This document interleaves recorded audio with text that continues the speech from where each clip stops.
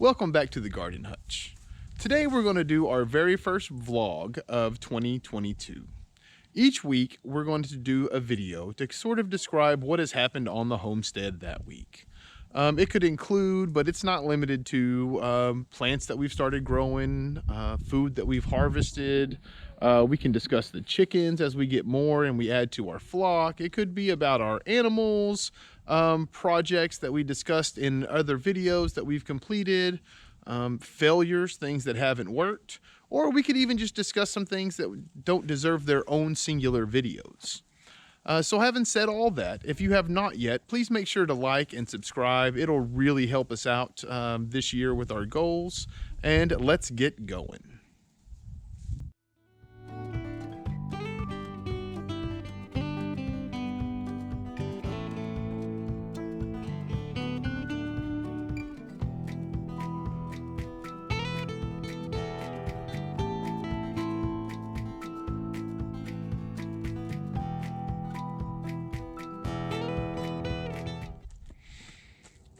Another project that we wanted to complete this week on the homestead was to trim this crepe myrtle.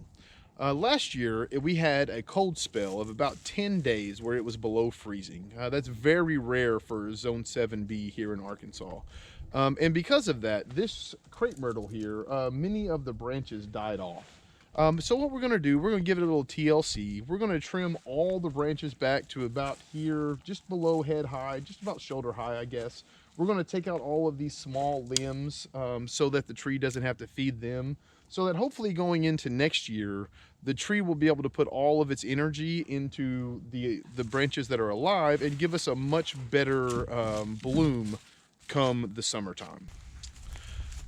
All right, so we're going to stop for just a second, and I'm going to go ahead and finish this off after this. But you can see what I do is I usually make a solid cut at the level that I want so that I have a reference point as I'm going through the rest of the tree. So at this point, what I'm going to do is just take this as a reference, and I'll just cut the rest of the crepe myrtle off at that point. And I'll come back and show you when it's finished.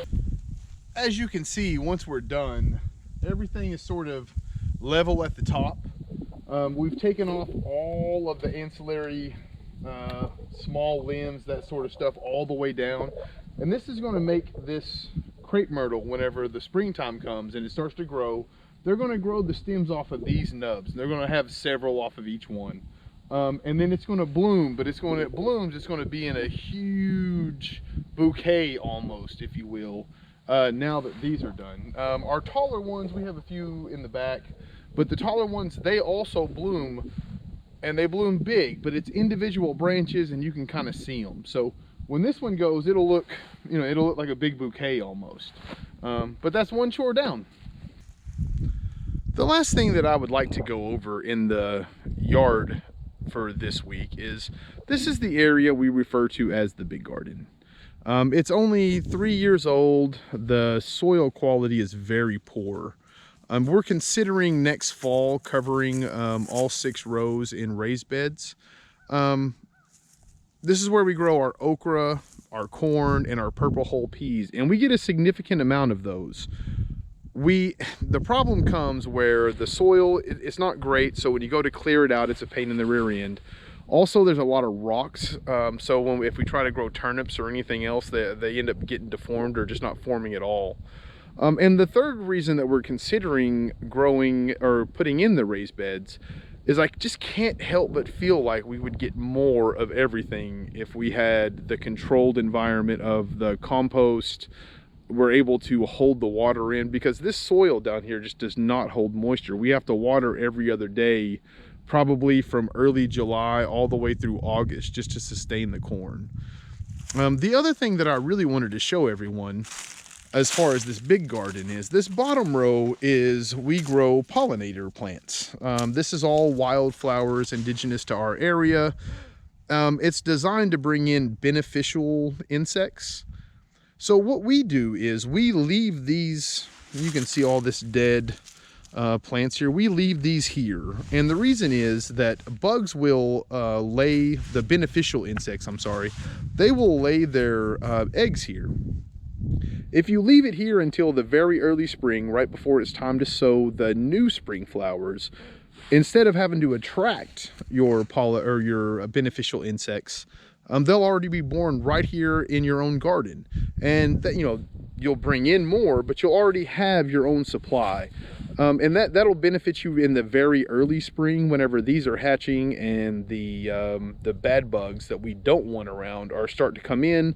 You'll already have a swarm of your own beneficial insects working for you. So that's a great way to get ahead. And you know, here at the Garden Hutch, we like to say it's better to be proactive as opposed to reactive when it comes to these types of things.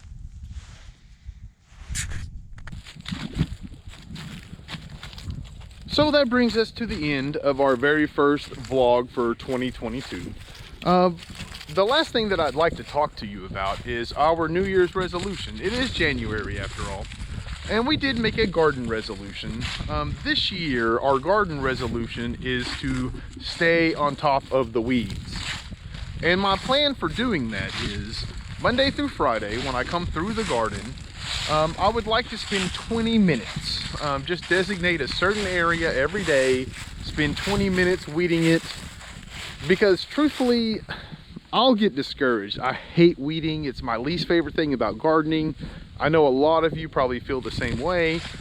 So I'm hoping that if I spend 20 minutes every day, that the benefits of seeing the garden and the way the plants thrive without the weeds, hopefully that encourages me to keep going all throughout the year. So that's our New Year's resolution here at the Garden Hutch. Please, below, leave us your garden resolution for this year. So if you haven't yet, I'll say it one more time, please make sure to like and subscribe. And until next time, you folks take care of yourself. Peace.